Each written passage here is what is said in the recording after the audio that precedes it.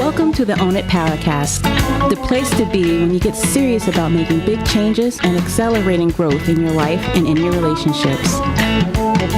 Finally create the life you've always wanted, living life on your own terms.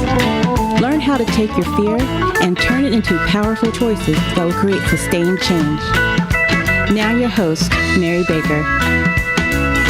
Hey everyone, welcome back to the Own It Powercast, a place where you can come to get what you need to move yourself forward.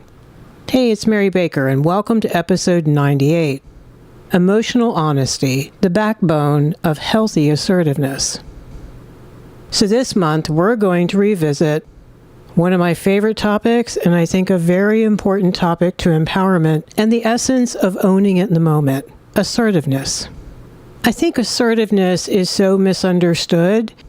So this month we're going to flesh out what it is, what it isn't, what it looks like in real time, and most importantly, how to develop healthy assertiveness for yourself or tweak where you are.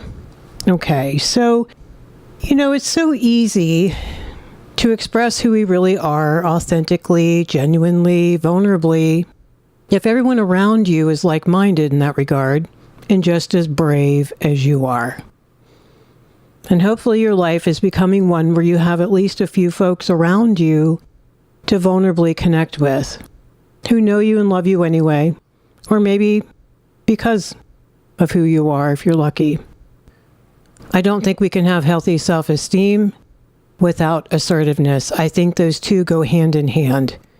You've heard me say many times, stand in your truth, speak your truth, say what you mean what you say, have your insides match your outsides, so that you can feel confident and that others can feel emotionally safe enough to connect with you.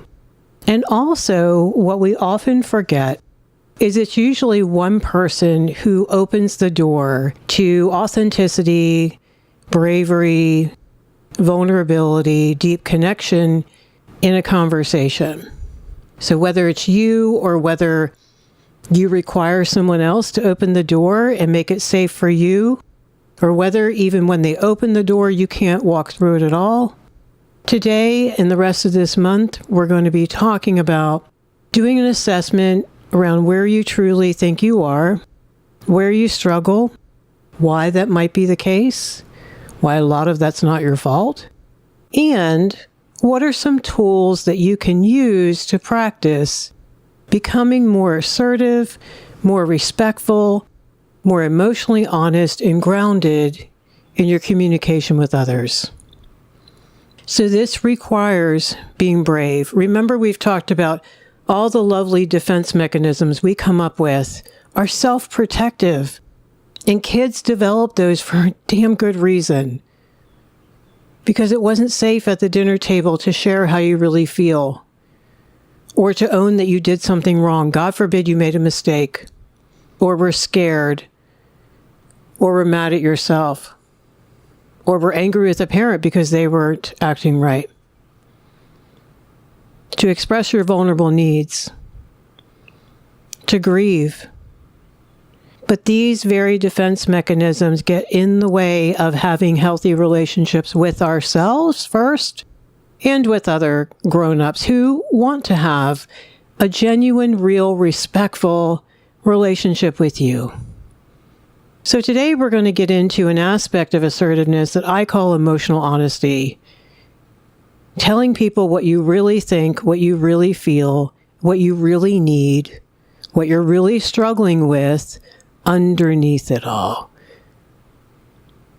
Now, of course, there are moments where you may not want to do that. I mean, we're understanding different levels of assertiveness here, depending on the environment, depending on who's across from you. Of course, you want to be appropriate. You want to have good emotional boundaries.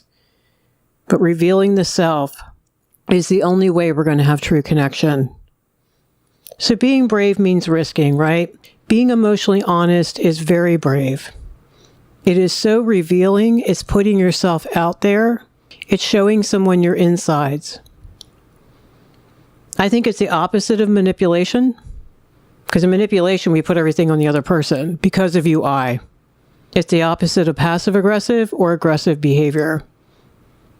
Passive-aggressive, where we beat around the bush around what we really mean, what we really need, what we're really upset about. Maybe we use lots of sarcasm, lots of digs embedded in a compliment, that kind of thing. Or maybe aggressive, lashing out and giving someone all our power over our well-being. Being very emotionally reactive and angry is an example of that. So being brave means keeping the focus on you, not them. I always say healthy boundaries are when we tell people about us, what we think, feel, need, choose, and believe. Ball goes to them. We let go of control of that outcome. And that's why it's brave, and that's why it entails risk. Because who knows what the other person's going to do or not do. Being brave means risking rejection, therefore, ridicule sometimes,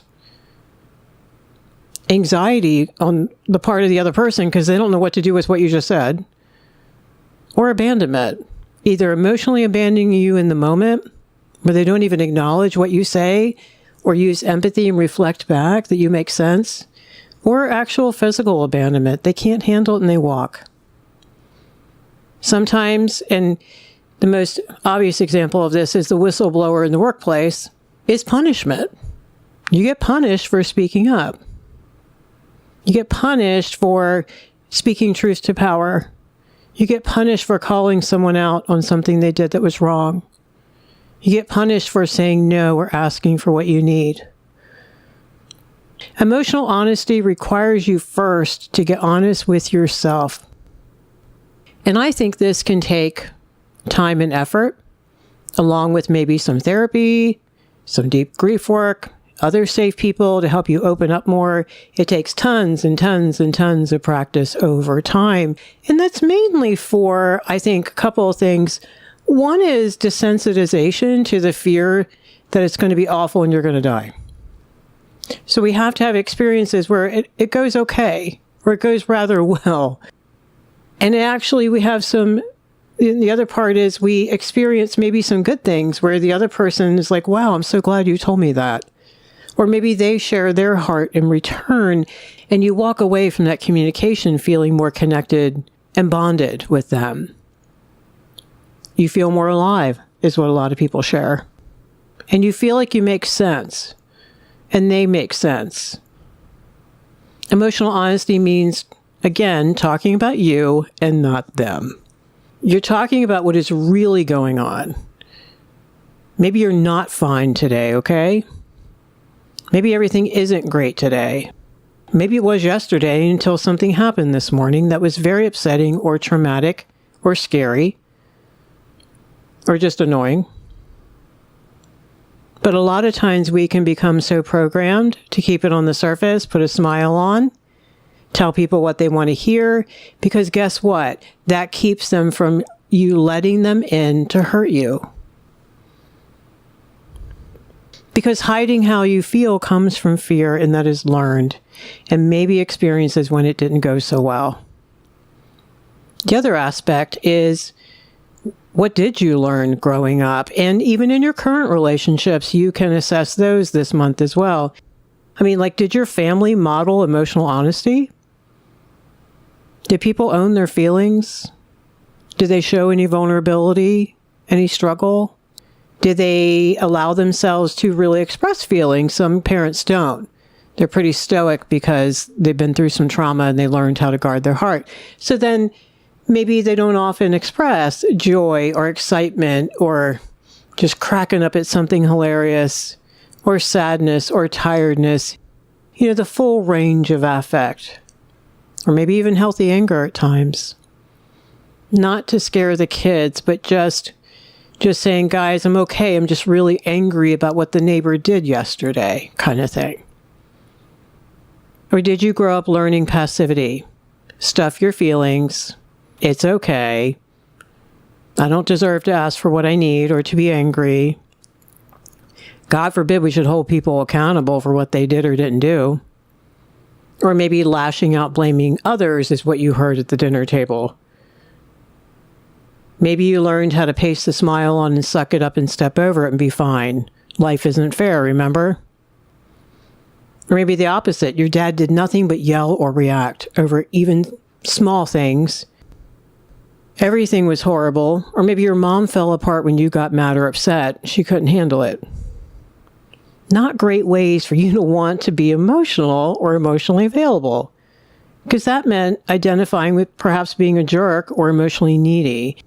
And what we don't realize is we can often swing it in whole direction, take it all the way there, that if I express myself, you say, means I'm going to be needy. And that's not true. There's needy and then there's healthy.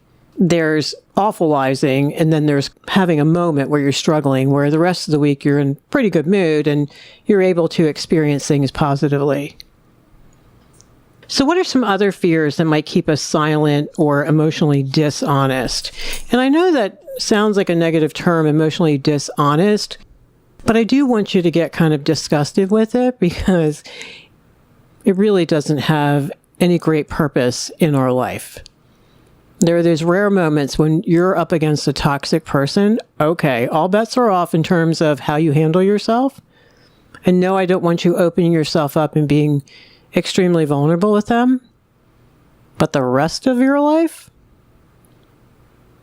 I think it is fair to say that emotional dishonesty only causes problems, doesn't solve them for us. So one of the fears that I hear all the time is, Mary, I'm going to burden people and I don't want to burden them. You know, my sister's got so much going on. My best friend's busy. So it's a fear and an assumption that we're going to burden someone. And that comes from growing up, not being able to count on parents to be strong enough for you to lean, for you to fall apart when you were little. So you assume and you template to everyone else, which is what our brain does, well, that I would be a burden on everybody. And I say, let them tell you that they can't be there for you right now. Or this is too big, you got to take it to therapy. Or, let them tell you yay or nay. Don't assume and don't speak for people. How would you feel if someone said that they never told you some really important stuff because they didn't want to burden you and therefore shut you out? So detach and let them make the choice. I also hear, well, even if I'm not burdening them, Mary, why would they be interested in what's going on with me? And I'm like, wow. And that's their good friend, or that's their brother, or their mom. And my answer is, that's a whole different session. If we're saying that you're not sure they're even interested in what is really going on with you, what kind of relationship is that? It's a really surface one in my book. Another big fear is, what if I don't do it right? I don't even know how to express it that way, Mary. I don't even know how to get it out. And that's okay. And I say, well, that's why we work on it and we practice. All we're doing is practicing new behaviors until they become the new normal. Another fear of sharing is embarrassment because we don't have it all together. And maybe we have perfectionistic tendencies and we really want that looking good on the outside to stay that way, where we have that codependent false self, but the real self is on the inside really struggling. And then a big reason is you were punished or shamed in the past when you were vulnerable or honest, like a kid speaking the truth. Because kids, until they learn otherwise, say exactly what they think, feel, and need, and they have no problem being very direct about it, until we teach them not to, perhaps. One of my favorite authors, Robert Burney, describes some ways that we shy away from being emotionally honest, and I think this is so true. Speaking in the third person is a very obvious one, because if you speak in the third person, you keep people at arm's length and you're not really owning it, so you're not putting yourself out there. Like he says, someone will say, you just kind of feel hurt when that happens, or you just struggle. And he says that's not a personal statement, and it doesn't carry the power of speaking in the first person, or the vulnerability, I would say. So first person would say, I felt hurt when that happened. Now see, that could be really provocative. What if you're saying that to the person who hurt you right now?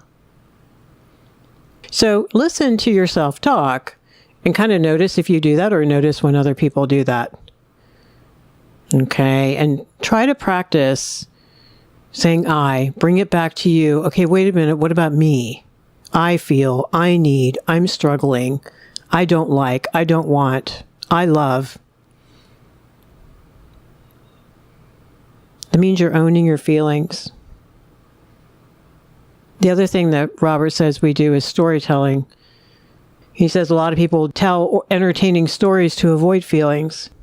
They may respond to a feeling statement by saying, like, I remember way back in the day when I, da-da-da-da. There's no real emotional content or connection to that person per se.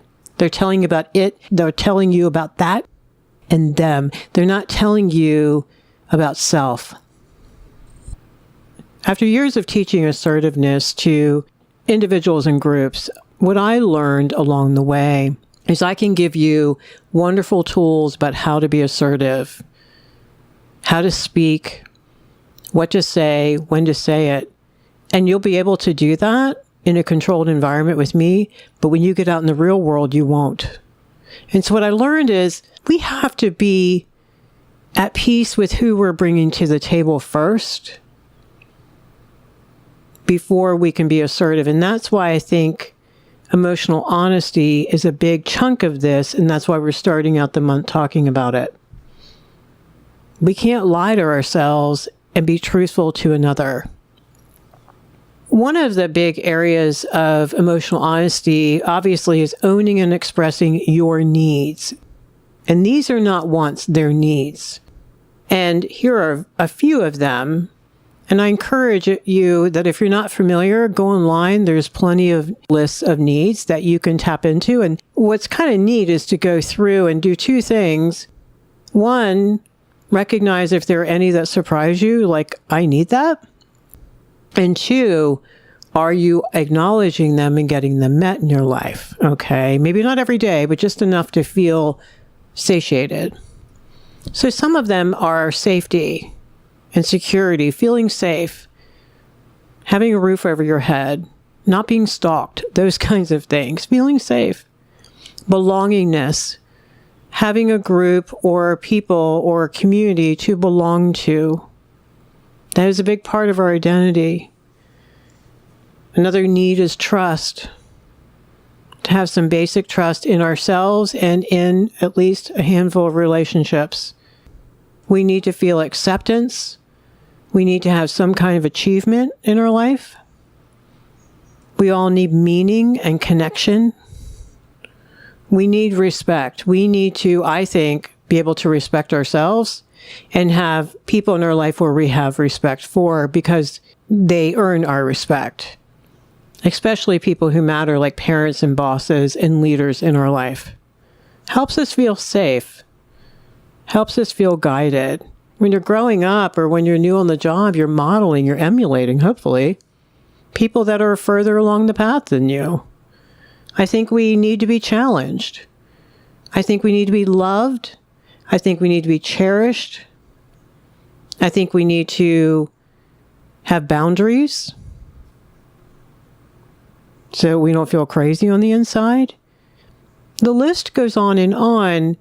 All you need to know is that they're needs, not wants, and we will get them met in healthy ways or unhealthy ways. For example, the typical one is kids. If they're not getting any positive attention, what do you think they're going to do? They're going to get plenty of negative. So they're needs, not wants. And then the second thing is we don't have a world full of mind readers out there, and we can't read others' minds. We need to express what we need, and we need to own it and not put them on someone else either. That's a big thing too. There are needs that we do need to get from other people. Healthy mirroring, for example. You need the other to mirror back a reflection of you. You can't always give that to yourself. But if you're not taking care of yourself and you're not taking time out, you're not nurturing your body and your mind and your soul, then you're angry at your partner because they're too busy for you. That's a problem. Because we are responsible for taking care of our own needs first. And then there are appropriate needs that are met from others. Another aspect of the ability to be emotionally honest is owning your grief work. We know we're not doing that when we do a lot of lashing out, a lot of medicating, a lot of stuffing your feelings, so that you can have panic attacks or depressive episodes later. I know that sounds harsh, but that's what happens. When you're doing the "I'm fine, I'm over it, I forgave him already" mantra, it's bunk. We need to share with safe people who have good boundaries and empathy skills the kicking and screaming to acceptance around loss, around change, because change is loss, around old wounds, new traumas, and everything in between. It is a surrender to what is. It's very vulnerable work. Another thing we need to do is own and express our boundaries. What you're willing to do and what you're not willing to do. That's how you learn how to negotiate too. Boundaries around your time, your body, your energy, your mind, your spirit. You don't put boundaries on others. You keep it about you. Whatever your bottom line is, let them figure out how to get there, if they even want to. That is their choice. And speaking of choices, practicing detachment. I don't think we can connect vulnerably without healthy separateness first. So wrong is, "Oh, it's all your fault. If you hadn't made me mad, I wouldn't have done that." That is so not true. You chose. And we can't put what is ours on other people and feel good about ourselves or have healthy relationships. It won't work. Detachment from what other people are doing or not doing. Detachment from outcomes, from circumstances. Anything that is not within your control. Anything outside of you, really. Working on your control issues goes hand in hand with working on healthy boundaries and detachment. What you're afraid to let go of and why, how that ties into grieving, all of that. And in essence, I think emotional honesty is about owning all of your choices. And within that can be some anxiety, but also some wonderful power. Because then that's where we find ourselves. And when we find ourselves, I think we want to change unhealthy behaviors. I think we want better and we need better and we want to change to have better. And we want better connections. We want honesty. We want truth. We want positivity. We want connection. So some things to practice to get you into the mode of greater emotional honesty is really just taking a moment and thinking, what am I really thinking deep down underneath this surface statement? Like if you get frustrated and say, "I just can't believe this." What's going on underneath? Fear, disappointment, anger, sadness, maybe? You're metabolizing what just happened? Those are the vulnerable things underneath, what you're thinking and feeling.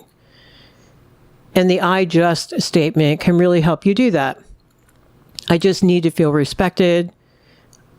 I'm just so hurt that happened. I'm just struggling to accept this. I like the "I'm just" because it takes any kind of judgment out of it. It doesn't make it about anyone else anymore. It's just about you.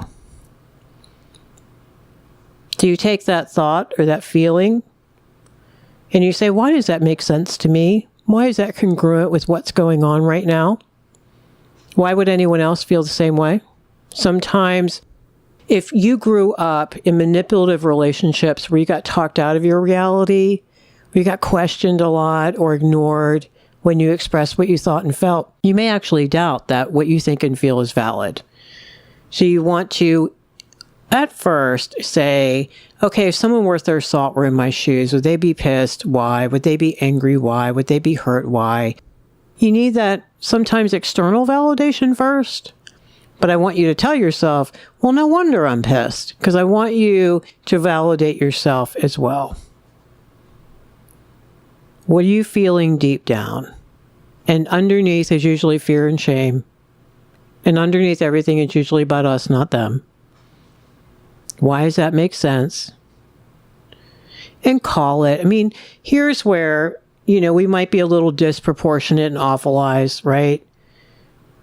So don't minimize it. Don't blow it up and dramatize it and embellish the truth, but just call it. Make it dead on. And especially if it's shame, not feeling good about yourself, it's really important to get that out of you and share it with another human being so that you can allow it to dissipate and you can heal.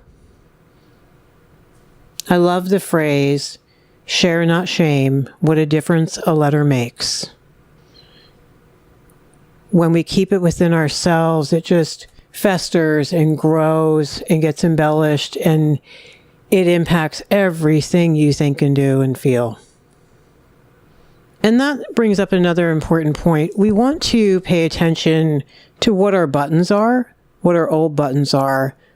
A lot of times where you had trauma, or you were wounded, or you have fear or trust issues in old relationships or insecurities.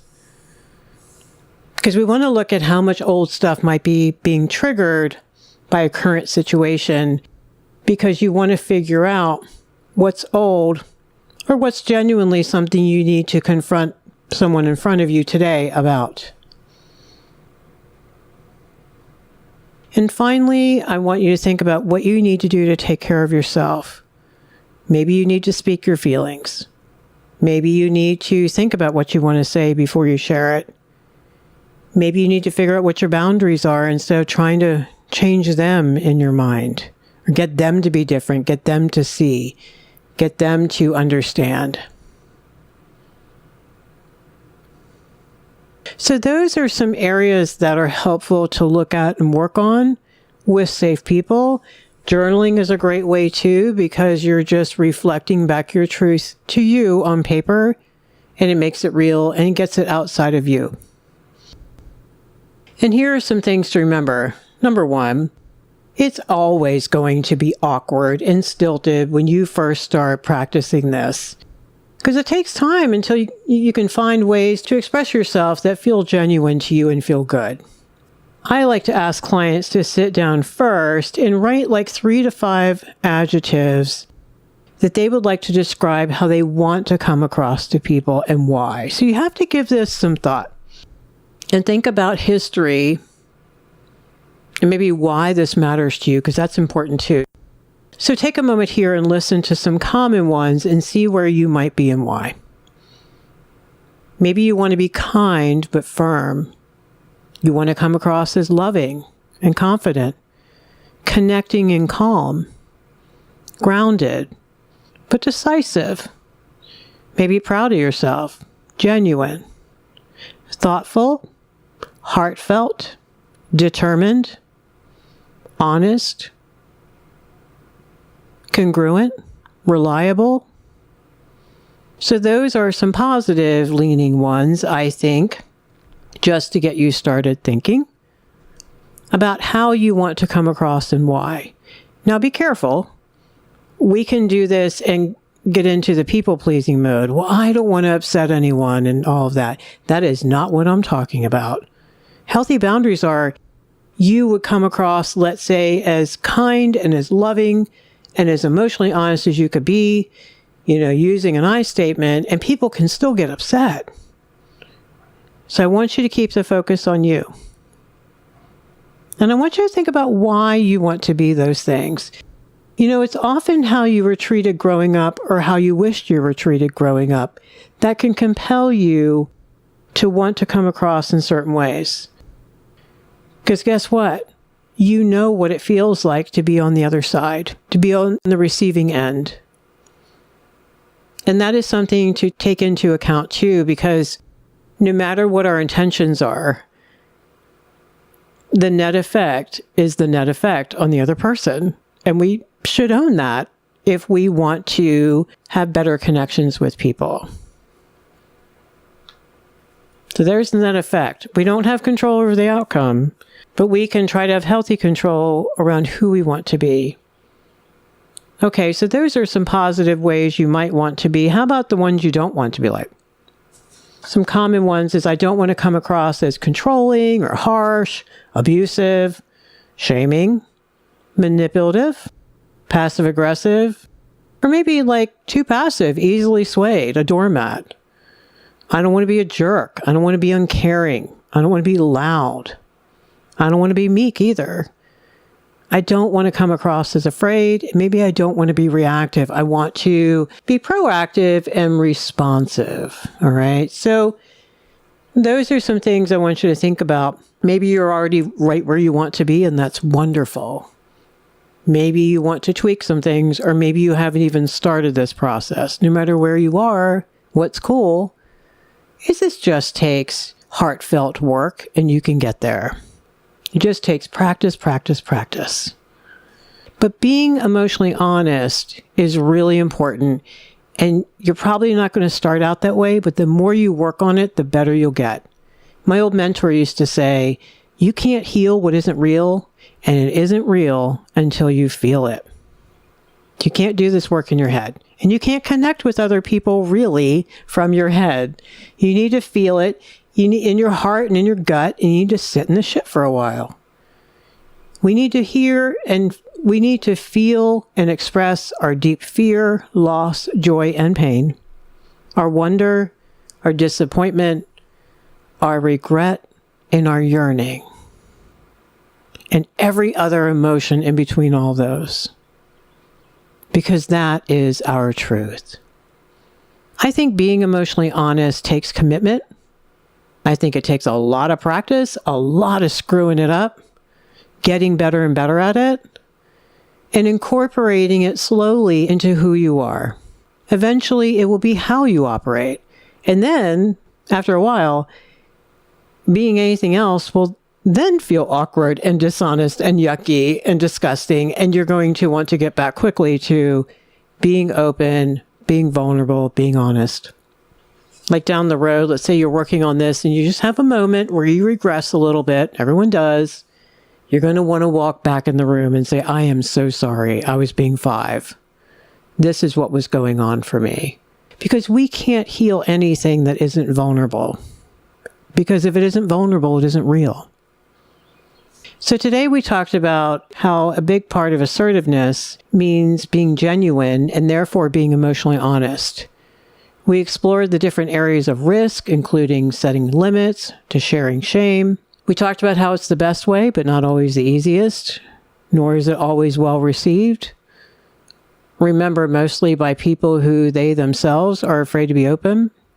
But I don't think we can be assertive or truly confident and at peace without it. So join us for the rest of the month as we get into more aspects of assertiveness coming up. And we have our 100th episode coming up in 2 weeks, which is pretty exciting. It's been a wonderful journey, and I so appreciate all of you who have come along with me. Thank you so much for joining me today. May you be healthy, vulnerable, grounded, and true to you. Focus on the good in yourself and others today. Be sure to check the show notes at ownitpowercast.com. If you need to sign up for the newsletter, that comes out every Tuesday, and it has the great bonus downloads and all the other good info for you. All right, so pay it forward, keep focusing on you, and I'll see you next time. We hope you took away some useful insights and tools you can begin using right away. If you did, please leave a positive review and share on your social media. Because could you imagine if everyone in your life really got it together? Remember, own it now, so you can really own it later.